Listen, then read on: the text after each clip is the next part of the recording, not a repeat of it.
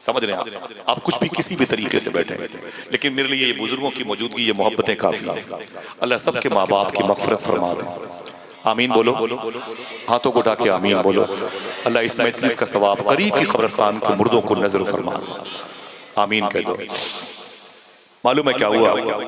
अजीब बात है, लोग कहते हैं अगर हराम नहीं खाऊंगा तो फिर हम बच्चों को कैसे पालेंगे? इमाम अब्दुल्ला याफ़ई ने अपनी किताब में लिखा है, आप फरमाते एक साहब की 4 बेटियां थी। कितनी? ऊंची बोले। बेटियां हैं घर में, बेटियों से मोहब्बत करते हो ना? हाँ, अलग टॉपिक है, किसी मौके पर बात होगी। फरमाते हैं कि एक साहब की 4 बेटियां थी। जब 5वीं मरतबे उसकी बीवी के पेट में बच्चा हुआ, उसकी मोहब्बत की निशानी आई ना, तो उसने अपनी बीवी का गिरेबान पकड़ लिया। बोले सुन, अपनी बीवी से बोला अब अगर तेरी कोख से बेटी पैदा हुई तुझे तलाक दे दूंगा। लड़की ने रो के कहा मेरे शौहर, मेरा कसूर क्या है? मेरा कसूर क्या है, मुझे तलाक दोगे? तो उसके शौहर ने कहा कि तेरे शिकम से जो बच्चियां पैदा होती है ना, मुझे तुझसे नफरत हो गई। उसने कहा मेरी गलती क्या है? ये तो परवरदिगार आलम की अता है, बच्चियां देता है वो। मर्द ने कहा कि तेरा कसूर ये है कि कोख तेरी है, इसलिए तुझसे मुझे नफरत है। खबरदार, अब अगर बेटी पैदा हुई तुझे तलाक दे दूंगा। कहा कोई बात नहीं। लड़की अपने जिस्म में, अपने पेट पर उस बोझ को बर्दाश्त करती रही। 9 महीने के बाद अचानक डिलीवरी से पहले शौहर ने कहा सफर पे चलना है। उसने कहा चले। अपने शौहर के साथ वो लड़की सफर पे निकल गई। पेट में बच्चा। जब गई तो तंबू कनात लगा करके एक जगह कयाम करने की, रुकने की नौबत आई। सारे मुसाफिर सो रहे थे। लड़की कहती है मुझे डिलीवरी का दर्द हुआ। मैं एक बहाने से लोटे में पानी लेकर के, छोटी सी पहाड़ी थी उसके ऊपर चढ़ती चली गई। एक गुफा थी, गुफा, और उस गुफा में मैं जाके बैठ गई। और दर्द ज्यादा हुआ तो फिर मैंने बच्चे को जन्म दिया, बच्चा पैदा हुआ। जब मैंने गौर से देखा तो फिर बेटी पैदा हुई। जब मैंने गौर से देखा तो फिर बेटी पैदा हुई। वो कहती है एक तो डिलीवरी का दर्द, ऊपर से बेटी की पैदाइश। मैं तकलीफ में भी रोई और अपनी किस्मत में भी रोई, खूब रोई जी भर के। जब देर हो गई तो मैंने कहा मेरे मौला इस बच्ची को लेके मैं कहाँ जाऊँ? लेके जाती हूँ तो मेरा शौहर मुझे तलाक देगा। मेरे शौहर की लाइफ, फिर मेरी लाइफ, फिर इस बच्चे की लाइफ, मेरी 4 बच्चियों की 7 जिंदगियां बर्बाद हो जाएंगी मेरे मौला। मैं कहाँ जाऊँ इस बच्ची को लेकर के?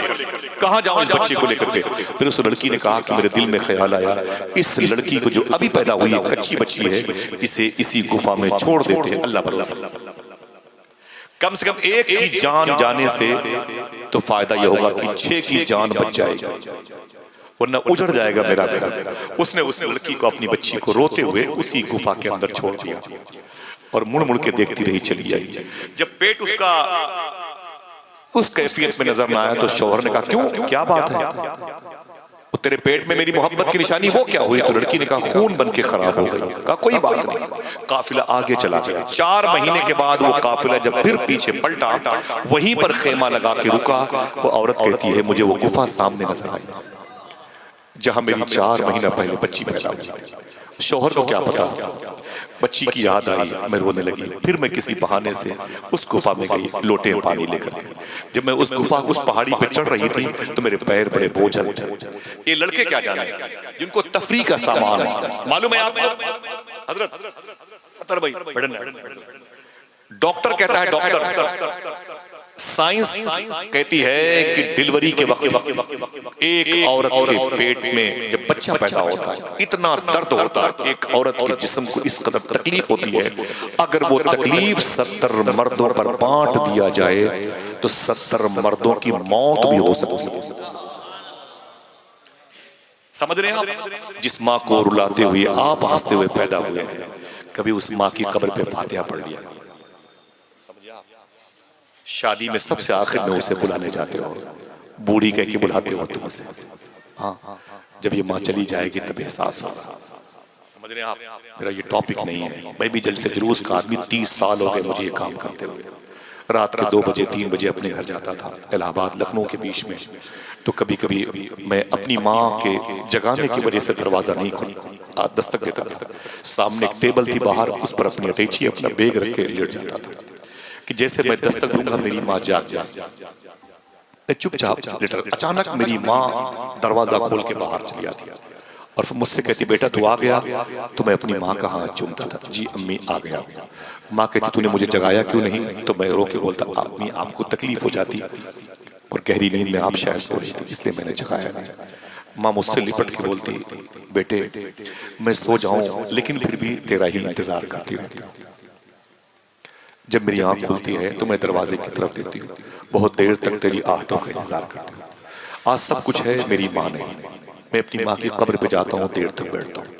सूफी सुल्तान ये फरमाते हैं, एक कब्रिस्तान में अगर 100 मुर्दे हों, उसमें तुम्हारे माँ बाप हों, तो ये सोच के मत जाया करो कि यहाँ पर मेरे माँ बाप दफन है। सूफी साहब फरमाते हैं, ये सोच के जाया करो, इस कब्रिस्तान में अगर 100 मुर्दे हैं तो 100 मरतबे मदीने वाले आका यहाँ तशरीफ ला चुके हैं। दोस्तों जाया करो, माँ को भूल करके तुम किसी के दिल में नहीं रह सकते हो। मालूम है आपको, एक साहब ने 9 साल तक मदरसे में तालीम हासिल की। कितने? और कोई है जो बोल सकता है? कितने? 9 साल तक मदरसे में तालीम हासिल की। बच्चों को पता नहीं कि माँ किसे कहते हैं, माँ किसे कहते हैं। सरकारे महबूब इलाही से किसी ने कहा दिल्ली में बारिश नहीं हो रही, बोले अभी होगी, अभी होगी। आप अंदर तशरीफ ले गए और पता नहीं क्या आपने हाथ में लेके आए, यूं उठाया और कहा, ऐ मेरे मौला, तुझसे निजामुद्दीन कहता है, इसके वसीले से दुआ करता है बारिश हो जाए। बारिश ऐसी बरसी कि दिल्ली लबालब हो गई। किसी ने कहा, ऐ महबूब इलाही, आपने अल्लाह की बारगाह में कौन सी चीज वसीले के तौर पर पेश की कि बारिश होने लगी? फरमाया, आपने मैंने इस धागे को वसीला बनाया है। कहा, ये धागा किसका है? सरकार निजामुद्दीन औलिया उसे चूम के बोले, रो के बोले, ये धागा मेरी माँ के दुपट्टे का धागा है। वो माँ माँ होती है, समझ रहे हैं? शायर ने कहा था, ऐसे या माँ बाप के साए की ना कदरी न कर, धूप काटेगी बहुत जब ये शजर गिर जाएगा। समझे, लोग माँ को गालियां देते हैं, अपनी माँ के पास बैठना भी नहीं चाहते, माँ से मोहब्बत की बातें भी नहीं करते। माँ मर जाती है ना तो फ्लाइट से भी आते हैं अपनी माँ की मिट्टी में, जनाजा रोक देना, जनाजा रोक देना। समझ रहे हैं आप? अल्लाह अकबर। शेख फरमाते हैं कि वो मौलवी साहब कहते हैं, अचानक मुझे रब ने करम किया और अल्लाह ने मुझे अपना दोस्त बना लिया। तो किसी ने पूछा, आप मौलवी साहब आलिम थे, अल्लाह के वली कैसे बन गए? तो कहने लगे कि मैं मदरसे में पढ़ करके अपने घर वापस गया तो मेरी माँ बीमार थी। मैं अपनी माँ के कदम के पास बैठा था तो मेरी माँ मुझे देख के रोने लगी। मैं अपनी माँ के कदम को चूम रहा था तो मेरी माँ ने मुझसे कहा, बेटा तू मदरसे में कितने साल था? मैंने कहा 9 साल। बोले कोई बात नहीं, मैं सोने जा रही हूँ और एक काम कर। मैंने कहा क्या करूं? कहा, ये जो दरवाजा है ना, इसके 2 पल्ले हैं, समझ रहे ना? दरवाजे के 2 पल्ले हैं, एक पल्ला बंद कर दे, एक खोल दे। इतना कह के मेरी माँ सो गई।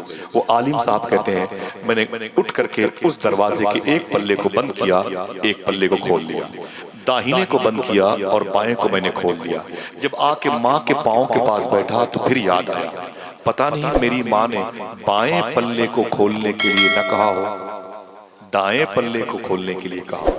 फिर मैं उठ के गया और मैंने दाएं को खोला और बाएं को बंद किया। फिर आके बैठ गया। फिर दिल में ख्याल आया, हो सकता है कि माँ ने इस पल्ले को बंद करने के लिए कहा। फिर मैं उठ के गया, दाएं को बंद करता, बाएं खोलता, रात भर कभी दायां बंद करता, कभी बायां, कभी बायां, कभी दायां करता रहा, सिर्फ माँ की मोहब्बत में। पता नहीं मेरी माँ किस बंद दरवाजे के पल्ले को देखना चाहती, किस पल्ले की तेज हवा मेरी माँ की सेहत के लिए नुकसान है। वो कहते हैं कि रात भर मैं यही करता रहा, यही करता रहा। जब सुबह को मेरी माँ की आंख खुली तो मैंने अपनी माँ के कदम के नीचे अपने आप को रखा हुआ माँ के सामने पेश किया। मेरी माँ ने कहा, बेटे तू बैठा हुआ है? तो मैंने कहा, हाँ मेरी माँ, मैं हूँ तेरे कदमों के नीचे। कहा, मेरे बेटे रात भर खट खट की आवाज कैसे आई थी? रात भर खटखट की आवाज कैसे आई थी? तो मैंने कहा कि मेरी माँ, वो आपने कहा था दरवाजे के एक पल्ले को बंद कर दे, एक को खोल दे। वो मेरी समझ में नहीं आ रहा था कि तूने किस पल्ले की तरफ इशारा किया। कभी दाहिना बंद करता था, कभी बायां बंद करता था, कभी दायां बंद करता था, कभी बायां। पता नहीं किस पल्ले की तेज हवा मेरी माँ की सेहत के लिए नुकसान दे। अरे मेरी माँ, बस सिर्फ तेरी खुशनुदी के लिए मैं दाएं और बाएं को बंद करता रहा, खोलता रहा। माँ ने कहा, मेरे बेटे तूने कहाँ सीखा? कहा, 9 साल तक मैंने मदरसे में यही सीखा। माँ ने कहा, तूने मदरसे में 9 साल के बाद जो सीखा मेरे कदम तक पहुंचा। अब जरा अपनी आंखें खोल, मेरे चेहरे की तरफ देख। वो कहता है कि जहां मेरा घर था वहां से हजारों किलोमीटर दूर मक्का शरीफ था। मेरी माँ ने कहा, अब मेरे चेहरे की तरफ देख। जब मैंने अपनी माँ के चेहरे की तरफ देखा तो माँ का चेहरा नहीं था, सामने की दीवार नहीं थी, मेरे खानदान वालों के महलात नहीं थे, मेरे कस्बे की दीवारें नहीं थी। फिर कहा, माँ ने कहा, मेरी तरफ देख। जब मैंने माँ की तरफ देखा तो मुझे माँ तो नजर नहीं आई, लेकिन सामने खाने काबा नजर आ रहा था, काबे की दीवारें नजर आ रही थी, खिलाफे काबा की रमक और चमक नजर आ रही थी, मुल्तजिम की वादियां नजर आई थी, मुताफ नजर आया था, मुझे हतीम काबा नजर आया था, मीज़ाब रहमत नजर आया था, मुझे बाबे काबा की बरकतें नजर आई थी, मुझे मकाम इब्राहिम, रुकन शामी, यमानी और इराकी के जलवे नजर आए थे, मुझे सफा और मरवा की बहारें नजर आई थी और आवाज आई थी, ऐ मेरे बंदे सुन, तूने मदरसे की तालीम से माँ के कदम को चूमा है और माँ की दुआ से आज तू मेरा वली होने का शरफ है, जा तुझे मैंने अपना दोस्त बनाया। बस उसी दिन से मेरी माँ की दुआ का असर है, आज अल्लाह ने मुझे दोस्ती की सर्टिफिकेट। एक पैर पे खड़े होकर कितना कुरान पढ़ा था उसने, कुछ नहीं किया था, बस माँ की दुआ मिल गई तो वो मुस्तजाबुद दावात हुआ। माँ को अच्छा अपने हाथों को उठा के बताएं कि कितने लोगों की माँ जिंदा है, उठाएं, जो मेरे भाई पीछे बैठे हुए हैं उठाएं, सब लोग माँ जिंदा है माशाल्लाह। जरा इतना तो कह सकते हो ना कि ऐ अल्लाह तेरा शुक्र है, बोले बोले ऊंची आवाज, जितने हैं उतनी आवाज आ जाए, फिर से बोले ऐ अल्लाह तेरा शुक्र है। सुभान अल्लाह, आप बड़े खुशकिस्मत हैं। और मेरी माँ का इंतकाल हो गया 3 साल पहले। मेरी माँ इमाम हुसैन से बड़ी मोहब्बत करती थी, मेरी माँ गौसे आजम से बड़ी मोहब्बत करती थी। मालूम है इमाम हुसैन की मोहब्बत का फैज़ मेरी माँ को क्या मिला, ये उलमा की जूतियों का सदका है और आप सबके पैर की धोवन का। मेरी माँ बहनें जो बैठी बता दो, मेरी माँ का इंतकाल भी मालूम किस दिन हुआ, ठीक मुहर्रम शरीफ की 10 तारीख को सुबह हुआ। अल्हम्दुलिल्लाह अला कुल्ली हाल, मेरी माँ ने हुजूर के जलवे देखे। आज मैं जलसों से आता हूँ तो मैं अपनी माँ की कब्र पे जाता हूँ। माँ जिंदा है, एक काम करोगे, कोई दिक्कत नहीं है, कोई परेशानी नहीं मेरे दोस्त, मैं तो परेशानी खत्म करना चाहता हूँ, तुम्हें खुश रखना चाहता हूँ, तुम्हें खुश रखना। मालूम है इतना काम करना, जब कभी अपने घर से बाहर जाना ना, कहीं भी कलकत्ते की तरफ, कहीं भी आसनसोल बर्दवान कहीं भी जाना ना, 10-20 किलोमीटर की तरफ जाना ना, अपने घर से कारोबार के जाना, जब घर से निकलना तो अपनी माँ का हाथ चूम के निकलना है इंशाअल्लाह। कितने लोग हैं जो ये करेंगे इंशाअल्लाह? जितने लोगों को दिल कहे वो बताइएगा, हैं हाथों को उठा के रखें माशाअल्लाह, अपनी माँ का हाथ चूम के घर से निकलेंगे इंशाअल्लाह। दिल से बोले इंशाअल्लाह, फिर से बोले खुदा की कसम। इकबाल दानिश इलाहाबादी ने क्या कहा था, साथ लेता जा सफर में, काम आएगा तेरे, माँ का एक लफ्ज़ दुआ मुश्किल कुशा हो जाएगा। समझ रहे हैं, जिस काम के लिए जा रहे हो उस काम के लिए अरीजा पेश करने की नौबत नहीं आएगी। माँ के कदम की बरकतें इंशाअल्लाह उस काम की तकमील की सनत तुम्हारे हाथों में, मंजिल पर पहुंचने से पहले वो तुम्हारे हाथों में मुस्कुराती नजर आएंगी।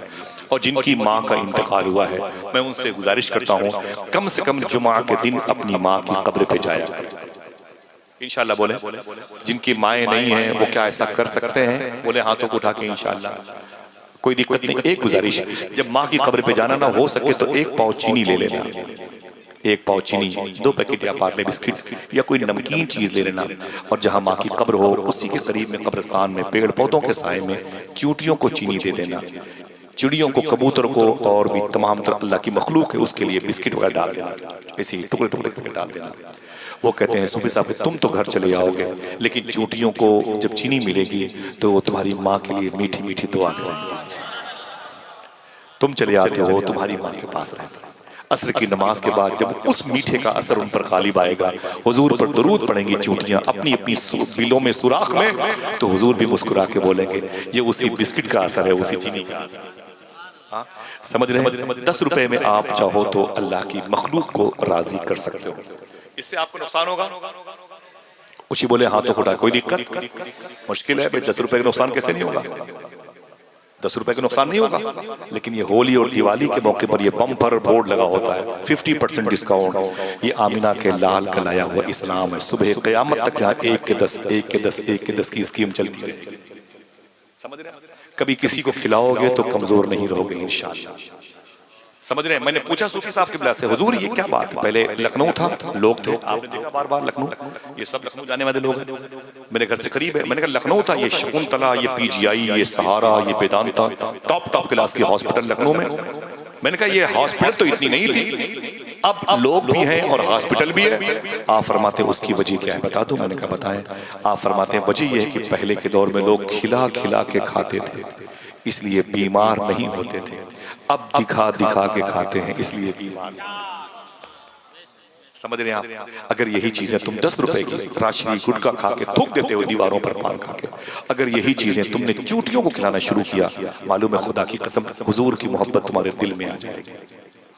जमादुल औलिया में लिखा है, इब्राहिम बिन अदम ने इरशाद फरमाया, ये नाम किताब का भी याद रखना, मैं भूल गया तो मुझे याद दिलाइएगा। और बुजुर्ग का नाम है इब्राहिम बिन अदम, जो बल्ख यमन के बादशाह थे। इस वक्त मस्कत ओमान के सलालासोर जैसे अजीम शहर में उनकी मदा शरीफ है, लेटे हुए ओमान की जमीन पर। ये नाम इनका इब्राहिम बिन अदम है। बातें खत्म करो, थक गए आप लोग? हाँ बोले बोले। जो थक गए हैं वो आप ही को घूर घूर के देख रहे हैं, ये कहां से कह रहे हैं नहीं थके। अल्लाह ताला आप सब पे खूब करम फरमाए। देखिए ये बातें हो रही हैं, जिक्र है, सबक है, एक क्लास है ये, आप मेरे लिए और हम आपके लिए, दोनों एक दूसरे के लिए मगफरत का सामान बन जाए।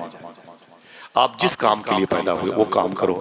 बहुत बड़ा लोड इस्लाम नहीं है, अगर होता तो फिर इसका नाम इस्लाम नहीं होता। सही है कि नहीं? जमादुल औलिया में लिखा, इब्राहिम बिन अदम कहते हैं, मैं सफर के लिए जा रहा था मक्के शरीफ के लिए। लब्बैक अल्लाहुम्मा लब्बैक, लब्बैक ला शरीक लक लब्बैक, इन्नल हम्द वन निअमत लक वल मुल्क ला शरीक लक के नारे लगाता था। आप फरमाते हैं, लेकिन मैंने क्या देखा, एक शख्स है जो चूंटियों को चीनी और आटा खिला रहा है। क्या क्या? थक गए? बंटवा दें शीरीनी? नहीं, पता नहीं है कि नहीं भी, आप ऐसे इनकार करें। माशाअल्लाह, जरा मोहब्बत से कह दो सुभान अल्लाह। हाजी साहब ने तो दिल खोल के रख दिया, क्या मोहब्बत है। जरा पीछे मुड़ के देखो, आप देखो देखो, जरा मोहब्बत से कह दो सुभान अल्लाह। आपके कबीले के लोग, हुजूर से मोहब्बत करने वाले बच्चों, माओ, बुजुर्गों की मौजूदगी है। अल्लाह ताला इस महफिल में सब बैठने वालों के माँ बाप की मग़फ़िरत फरमा दे। बस वादा करो, सच बोलेंगे, हलाल खाएंगे इंशाअल्लाह। कुछ नहीं करना आपको, आप सबसे बड़े आलिम, सच बोलो और हलाल खाओ, हलाल खाओ इंशाअल्लाह। बहुत बड़ा काम करेंगे आप, बहुत बड़ा काम आपसे अल्लाह लेगा इंशाअल्लाह, आप अगर हलाल खाते रहे तो। मैंने पूछा हुजूर सूफी सुल्तान में साहब किबला से, अब की सफर में मैंने ये नवंबर के पहले, उसके पहले महीने में, अक्टूबर में मैंने उस नहर में वजू किया है ईरान में, जिस नहर से बताया जाता है कि बहता हुआ सेब गौस पाक के अब्बू ने खाया था। मैं गौस पाक की अम्मी की बारगाह में गया था, इससे पहले भी गया था, अभी फिर गया था। तो मैंने पूछा सूफी साहब किबला से कि गौस पाक के अब्बू ने बहता हुआ सेब खाया। मैंने कहा इसमें जुर्म क्या है, क्या गलती है? वो बहता हुआ सेब खाया था ना भाई, तोड़ा तो नहीं था, लेके भागे तो नहीं, ठेले पर से चुरा तो नहीं लिए, जेब में रख लिया? पर मैं नहीं, मैंने कहा बहता हुआ सेब खाया था। अगर ना खाते तो सेब सड़ जाता, तो खा के एहसान किया, बचा लिया उसे सड़ने से। फिर क्यों पेनाल्टी लगाई शेख अब्दुल्ला सोमई ने 12 साल की? क्यों लगाई पेनाल्टी?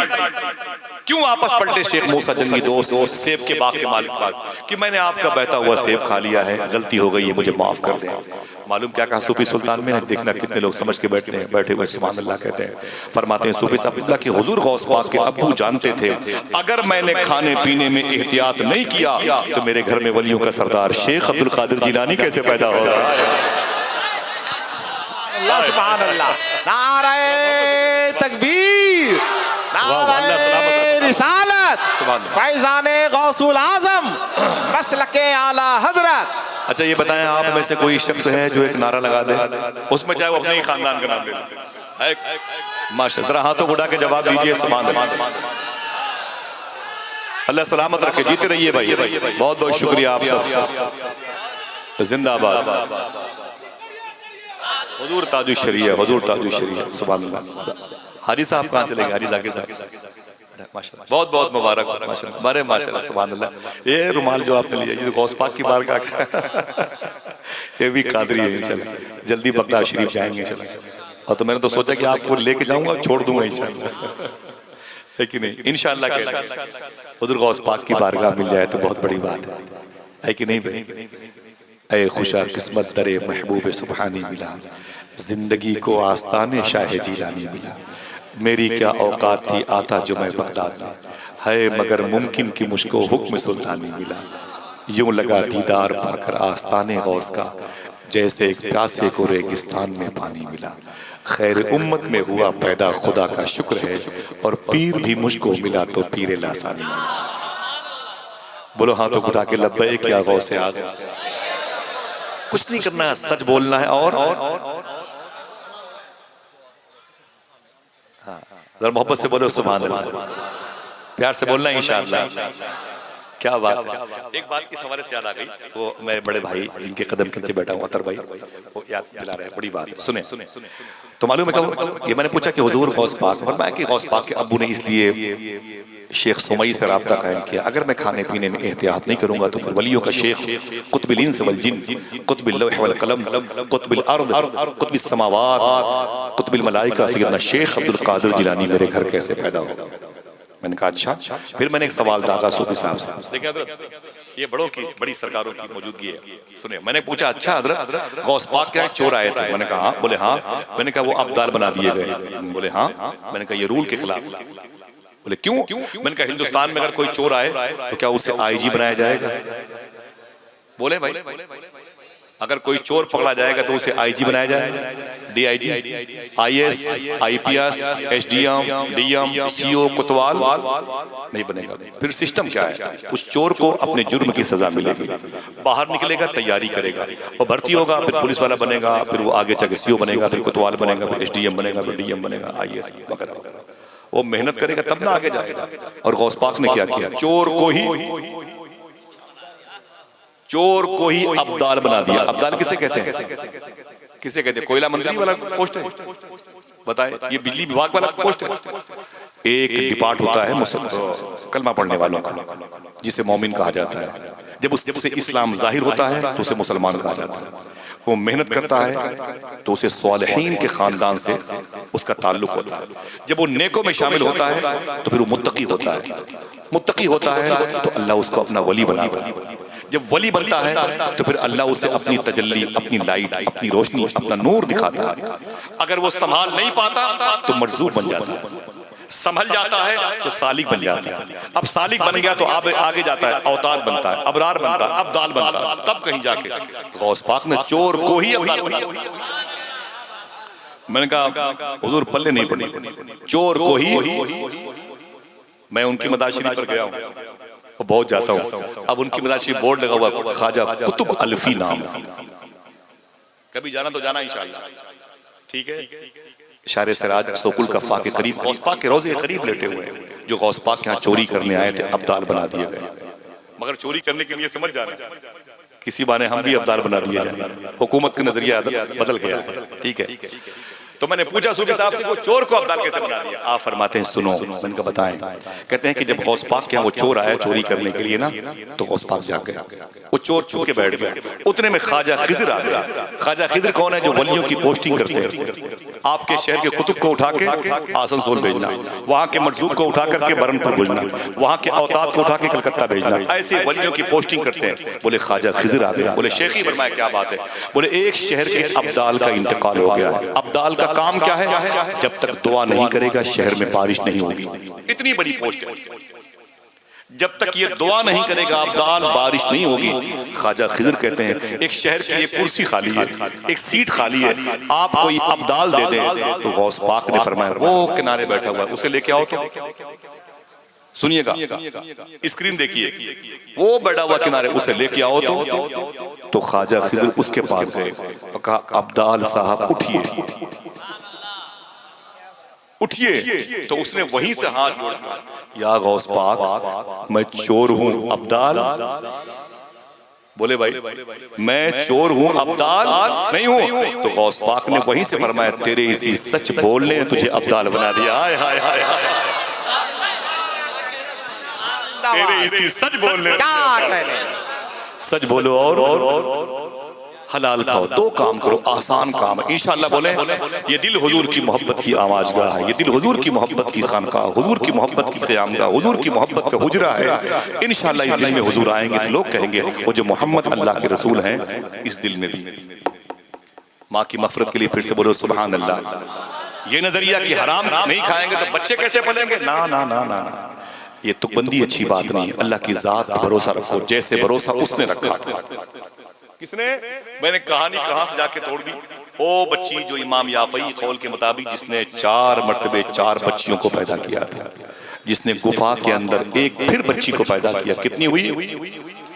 अच्छा इस मजलिस में कोई है जिसके घर में बेटी पैदा हुई? बोले माशाल्लाह, उठा के बोले हाथ बोलो माशाल्लाह, बेटियां हैं, अतर बेटियां, सुभान अल्लाह।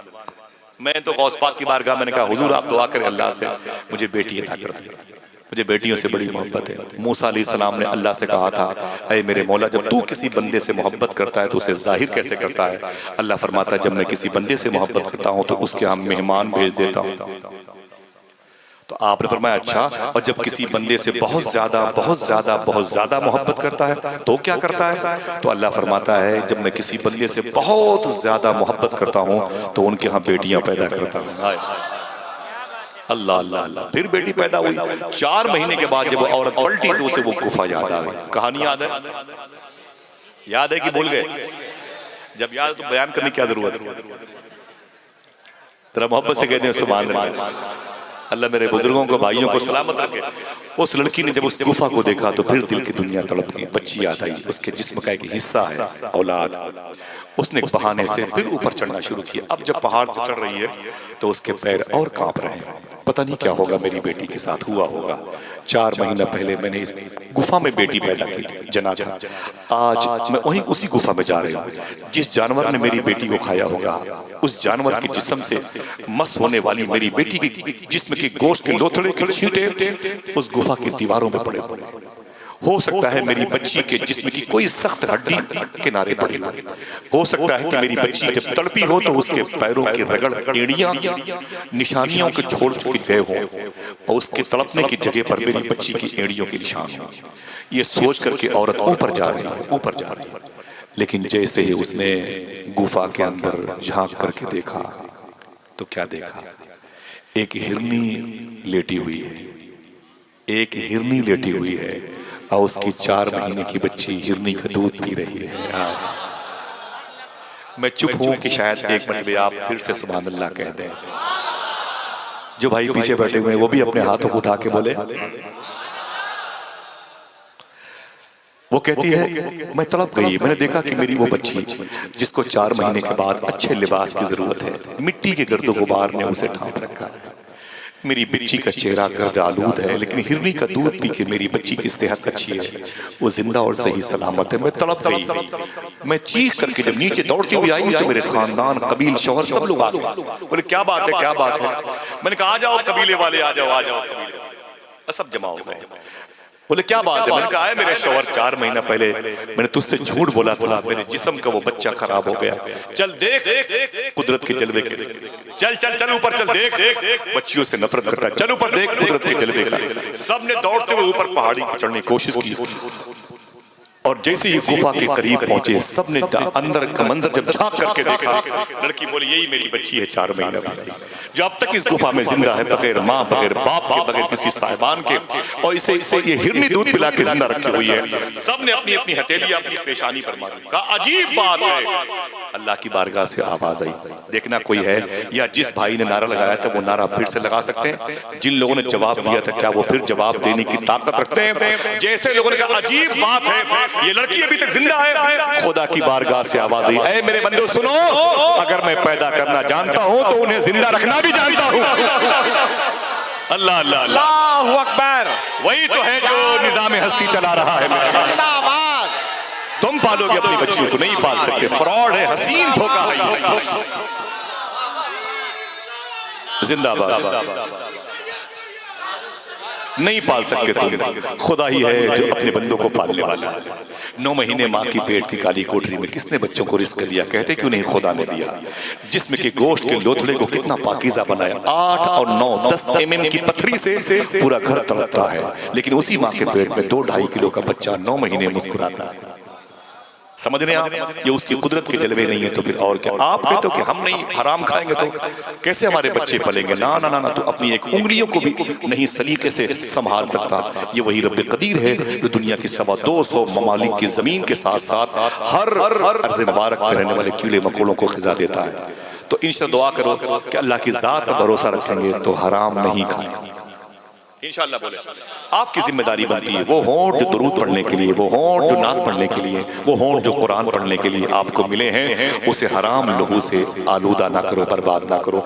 मुहम्मद रसूलुल्लाह, मुहम्मद अल्लाह के रसूल है। जिनके दिलों में है उन्हीं को आशिक रसूल कहा जाता है। समझ रहे हैं? इनमें बूढ़ों की भी तादाद है, इनमें जवानों की भी तादाद है। वक्त ज्यादा हो चुका है और आप थक भी गए हैं, ठीक है, वरना ऐसी बातें होती रहेंगी, फजर की अजान हो जाएगी, ऐसी बातें होती रहेंगी और आपको भी इस हवाले से दिक्कत ना हो। बस एक आखिरी जुमला है जो 2-3 मिनट की कहानी पर लिए हुए हैं। लोग कहते हैं मेरी पूरी कहानी है जिसमें बच्चे हुजूर से कैसे मोहब्बत करते थे, बच्चियां हुजूर से कैसी मोहब्बत करती थी, बूढ़ी औरतें हुजूर से कैसे मोहब्बत करते थे, पड़ोसी हुजूर से कैसा प्यार करते थे, यतीम बच्चे हुजूर से कैसी मोहब्बत करते थे। एक आखिरी बात सुने, बस हुजूर से मोहब्बत करने वाले ये जो जवान पीछे बैठे हुए हैं, मुस्कुरा भी रहे हैं, हंस भी रहे हैं, नारे भी लगा रहे हैं, खुश भी हैं, और ये बुजुर्गों की मौजूदगी है। अल्लाह इन आकाओं पे करम फरमा दे। दुआ करो हमारा दिल मुसलमान हो जाए ताकि हुजूर इसमें क़याम कर सकें। आमीन कह दो, ऊंची बोलो। दिल को पाक रखो, लिबास नहीं, लिबास तो पड़ोसी देखता है, दिल अल्लाह देखता है। समझ रहे हैं? दिल अल्लाह देखता है। हुजूर सल्लल्लाहु अलैहि वसल्लम के से जवानों ने कैसी मोहब्बत की है, जवानों ने कैसी मोहब्बत की है, हमें उसका इल्म नहीं। 2-3 मिनट की आखिरी बात है, उसके बाद इजाजत दीजिएगा। एक मनक़बत शरीफ मुझे अपने भाइयों से सुनना है, उसके बाद इंशाअल्लाह सलातो सलाम होगा या जैसा हो।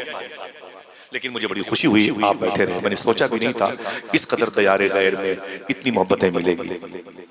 मुझे तो लग रहा है कि मैं अगर किराए महंगे ना हो तो जहाँ जाऊँ आप लोगों को लेके जाऊँ।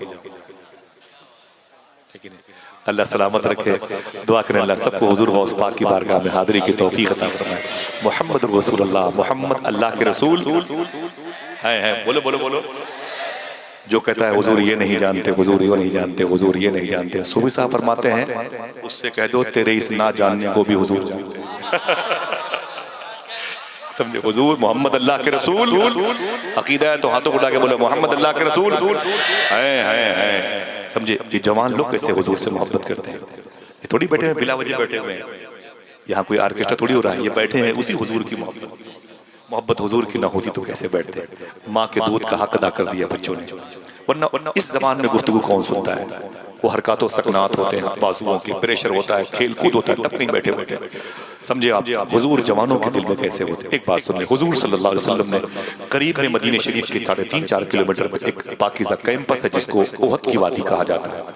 ओहद शरीफ जहाँ जबल ओहद है उसमें एक पहाड़ है जो 3.5 बाई 7 किलोमीटर का है। कोई कमाल नहीं, वो हुजूर से मोहब्बत करता है, कोई कमाल नहीं। कमाल ये है कि हुजूर फरमाते हैं मैं भी इससे मोहब्बत करता हूँ। उसके दामन में जंग हुई थी जिसको जंग ओहद कहा जाता है।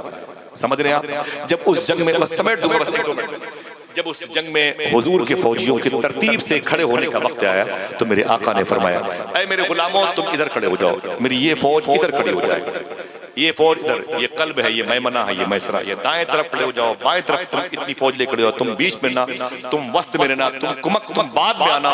ऐ अब्दुल्ला तुम जबल रूमा पहाड़ी पे चढ़े जाना और तुम जख्मियों को पानी पिलाना, तुम तलवार उठा के देना और तुम लाशों को उठाना। हुजूर ने ड्यूटी लगा दी। फिर हुजूर फरमाते अच्छा ये बताओ सब तो चले जाओगे, मेरे खेमे के सामने, मेरे कमरे के सामने मेरा चौकीदार कौन होगा? एक बिल्कुल पतले दुबले सहाबी थे, उनका नाम था हजरत ज़ियाद। हजरत ज़ियाद, उनका नाम था हजरत ज़ियाद। कोई है अब ये नाम ऊंची बोले, मैंने 3 मरतबे कहा ऊंची बोले। बिल्कुल पतले दुबले थे, पट से खड़े हो गए, कहा हुजूर मैं तो हुजूर ने उनकी सेहत देखी, फरमाया तुम बैठ जाओ ज़ियाद, तुम बैठ जाओ। उस ज़ियाद बैठ गए। फिर फरमाया हुजूर ने तुम जख्मियों को पानी पिलाना, 50 लोगों की फौज इधर जाएगी, 100 लोगों की फौज इधर जाएगी। ऐ अब्दुल्लाह बिन जबीर तुम उधर जाओ जबल रूमा पहाड़ी पे वगैरह वगैरह, जबल रूमा पे वगैरह वगैरह। लेकिन ऐ मेरे गुलामों, मेरे खेमे के सामने कौन खड़ा होगा? मेरी दरबानी, मेरा चौकीदार कौन होगा? फिर वही ज़ियाद खड़े हो गए, कहा हुजूर मैं। हुजूर फरमाते हैं ज़ियाद मुस्कुरा के, ज़ियाद बैठ जाओ, बैठ जाओ। जब बैठे ज़ियाद तो ज़ियाद के करीब जो सहाबा थे रहे बार बार खड़े हो जा रहे हो, अपनी सेहत देख रहे हो, पतले दुबले जालिमों के हमले हुजूर पर बड़े ज्यादा होंगे और कायदे से आदमी चाहिए बॉडीगार्ड बनने के मतलब है तुम अजीब आदमी बार बार पट से खड़े हो। तो जनाब ज़ियाद ने कहा चुप चुप चुप चुप, हम जंग ताकत की बुनियाद पर नहीं हुजूर की मोहब्बत की बुनियाद पर लड़ा करते हैं। तो मुझे समझाओ नहीं समझे, ये इश्क है इश्क अल्लाह पर। हुजूर ने फिर फरमाया तुम जख्मियों को पानी पिलाना, तुम नेज़े देना, तुम बर्छियाँ देना, तुम तलवारें देना, शहीदों की लाशें उठाना, दुश्मनों की लाशें उधर फेंकना वगैरह वगैरह। फिर हुजूर ने तीसरी और आखिरी कहा ये बताओ कि मेरे खेमे के सामने कौन खड़ा होगा। आप अगर कहें सुभान अल्लाह बता दूं, फिर वही ज़ियाद खड़े हो गए। अल्लाह अल्लाह। जब ज़ियाद खड़े हुए तो हुजूर ने फरमाया ज़ियाद यहाँ आओ। ज़ियाद करीब आ गए। कहा तुम समझ रहे हो मैं क्या कह रहा हूँ? बोले जी हुजूर आपके दरबार के सामने मुझे दरबार चौकीदार बनना है। कहा काफिरों के हमले इस पर बहुत ज्यादा होंगे, तुम्हारी जान भी जा सकती है। रो के बोले मिली ही तो है आपके लिए, आप ही की वजह से तो मिली है, मेरा तो इसमें अपना कुछ भी नहीं है। हुजूर आपके नाम पर जान गई तो बहुत बड़ी बात है। हाँ दिल जिससे जिंदा है वो तमन्ना तुम ही तो, हम जिसमें बस रहे हैं वो दुनिया तुम ही तो, जो दस्तगीर है वो तुम्हारा ही हाथ है, जो डूबने न दे वो वसीला तुम ही तो। सरकार सब कुछ तो आपका है। हुजूर फरमाते अच्छा कब तक खड़े रहोगे? और जब तक जिस्म के अंदर एक कतरा खून बाकी है दहलीज़े मुस्तफ़ा नहीं छोड़ूंगा। हुजूर ने अपनी तलवार अपनी ढाल जनाबे ज़ियाद को दी। ज़ियाद तलवार और ढाल लेके खड़े हो गए। दुश्मनों का हमला, जंग का बिगुल बजा, नकारे बजे, लाशें गिरने लगी इधर से उधर उधर से उधर। जंग नशीबो फरास के दौर से गुजरी, ऊपर नीचे होते हुए गुजरी। मालूम है थोड़ी ही देर के बाद 72 जख्म 72 जख्म आए थे ज़ियाद। थोड़ी देर में इस कदर हमला था कि 72 जख्म से चूर चूर हो गए और जमीन पर गिर पड़े। जब जनाबे ज़ियाद जमीन पर गिरे ना तो उनको जख्मियों को उठाने वाली टीम आ गई, उनके पैरों को पकड़ा और हाथों को पकड़ा, उन्हें टांग करके जब लेके जाने लगे रास्ते में ज़ियाद ने आंखें खोल दी। कहा रुको रुको रुको, मुझे कहाँ लेके जा रहे हैं? हुजूर की क़याम कहाँ, मेरे आका कहाँ है? कहा वो हुजूर खेमे में है और तुम जख्मी हो। तो जनाबे ज़ियाद कहते हैं जल्दी मुझे हुजूर के खेमे के पास वापस ले चलो। कहा क्यों? कहा मैंने अल्लाह के रसूल से वादा किया है जब तक जिंदा रहूंगा आपकी दहलीज नहीं छोड़ूंगा, जब तक जिस्म के अंदर एक कतरा खून बाकी है हुजूर दहलीज़े मुस्तफ़ा नहीं छोड़ूंगा, मुझे वापस ले चलो। इतना दबाव डाला कि लोग वापस लेके आ गए। फिर हाथ में ढाल दे दिया, तलवार दे दी, लोहे की जो छड़ नहीं होता पाइप उसी के सहारे खड़े हो गए। अब अटैक क्या करते? अब दिफाई पोजीशन में वार किसी पे रोकते रहते थे। थोड़ी देर के बाद 92 जख्म 8 कम 100 जख्म आए थे। और जब जख्म आए तो एक नारा बुलंद किया या मोहम्मदा या मोहम्मदा या मोहम्मदा, या रसूल अल्लाह बचा लीजिए या रसूल अल्लाह बचा लीजिए। इतना कहना था कि जमीन पर गिरे। जब जमीन पर गिरे ना हुजूर उनकी आवाज सुन के बाहर आए। जब बाहर आए ना तो मालूम क्या किया, मेरे आका सल्लल्लाहु अलैहि वसल्लम भी जमीन पर बैठ गए। जनाबे ज़ियाद के सर में कई तलवारों के वार थे, सर जमीन पेशानी सब फट गए, अब खून निकल रहा था पूरे बदन से। मालूम है क्या कहा? कोई एक आदमी सुभान अल्लाह कह दे। मालूम है हुजूर जमीन पर बैठ करके ज़ियाद के सर को उठाया और अपनी मुबारक रान पे रख लिया। अल्लाह गर वक्त अजल सर तेरी चौखट पे धरा हो, जितनी हो कज़ा एक ही सजदे में अदा। अल्लाह अकबर, जब तेरी याद से दुनिया से गया है कोई, जान लेने को दुल्हन बन के कज़ा आई है। हुजूर की पाँव मुबारक रान मुबारक पे ज़ियाद लेटे हुए हैं। हुजूर के जिस्म की खुशबू जनाबे ज़ियाद ने महसूस कर ली कि मैं हुजूर की गोद में हूँ। आपने अपनी आंखें खोली तो सब जख्मी थे, खून निकल रहा था। आंखें खोली तो सामने चेहरे मुस्तफा थे। से कहते हैं सुभान अल्लाह, तेरा हुस्न मेरी निगाह में बखुदा खुदा की किताब है, तेरी बंदगी तो अलग रही, तुझे देखना भी सवाब है। ज़ियाद कहते हैं जब मैंने हुजूर को देखा तो मेरी पलकें बार बार बंद हो जाती थी, खुलती थी बंद हो जाती थी। हुजूर को एहसास हुआ कि जख्म की वजह से ये पलकें नहीं उठ पा रही हैं, बोझ तले दब जाती हैं खून की वजह से। हुजूर ने अपनी मुबारक उंगलियां जनाबे ज़ियाद की आंखों पे लगा ली और फरमाया ज़ियाद खामोश रहो, अपनी पलकें न खोलो, पलकें न खोलो। जनाबे ज़ियाद ने कपकपाते हुए अपने हाथों को उठाया और हुजूर की उंगलियां हटाते बोले आका अपनी उंगलियां हटा लीजिए, मेरी आंखों से अपनी उंगलियां हटा लें। हुजूर फरमाते क्यों? जनाबे ज़ियाद कहते हैं मौत का फरिश्ता मेरे सामने खड़ा है, मेरी रूह निकालने के बेहतर पे कोशिश में, थोड़ी देर के बाद मैं शहीद हो जाऊंगा। मेरी रूह निकाल के ये फरिश्ता अल्लाह की बारगाह में पेश करेगा। आका मुझसे अल्लाह पूछेगा कहाँ से आ रहे हो, तो मैं कह दूंगा चेहरे मुस्तफ़ा देख करके आ रहा हूँ, जबीन मुस्तफ़ा देख करके आ रहा हूँ, लबो रुख़सारे मुस्तफ़ा देख करके आ रहा हूँ। हुजूर सल्लल्लाहु ताला अलैहि वसल्लम की रान पर जनाबे ज़ियाद की आखिरी सांस जान दी हुई उसी की थी। हक तो यह है कि हक अदा न, ये वो लोग थे जिनका नाम कभी कभी ज़बानों पर आता है लेकिन दिलों में ठंडक बरसों बाकी रहती है। ये वही लोग हैं जिनके दिलों में हुजूर रहते हैं, जिनकी वजह से लोग कहते हैं वो जो मोहम्मद अल्लाह के रसूल हैं, वो ऐसों के दिलों में रहते हैं। काश हमारा दिल पाक हो जाए, काश हमारी तन्हाई पाक हो जाए, काश हमारी फिक्रें पाक हो जाए। इससे पहले आज या कल जो बातें शरीयत के खिलाफ मेरी ज़बान से निकली है मैं तौबा करता हूँ। अस्तग़फिरुल्लाह कुल्ल ज़ुनूबी या सत्तार या गफ़्फ़ार बिहक़्क़ि हज़रत मुहम्मद मुस्तफ़ा सल्लल्लाहु अलैहि वसल्लम व बिहक़्क़ि शेख अब्दुल क़ादिर जिलानी रज़ियल्लाहु तआला अन्हु। दुआ करें अल्लाह आला हज़रत सरकार के मसलक को मशरक़ की राह का मुसाफिर बनाए, तमाम तरफ फ़िरक़ाए बातिला के फितनों और शर से हम सबको महफूज फरमाए और हमारी तन्हाई को अल्लाह पाक कर दे ताकि ये दिल हुजूर की मोहब्बत की आमाजगाह, क़यामगाह, हुजूर की मोहब्बत का हुजरा, हुजूर की मोहब्बत का एक इदारा, एक यूनिवर्सिटी, एक अजीम इंसाइक्लोपीडिया जैसी किताब बन जाए। इजाज़त दीजिए, फिर किसी मौके पर मुलाकात होगी। एक मनक़बा शरीफ है, मैं अपने भाइयों से सुन करके सलातो सलाम पढ़ना चाहता हूँ। इजाज़त दीजिएगा। अस्सलामु अलैकुम व रहमतुल्लाहि व बरकातहू।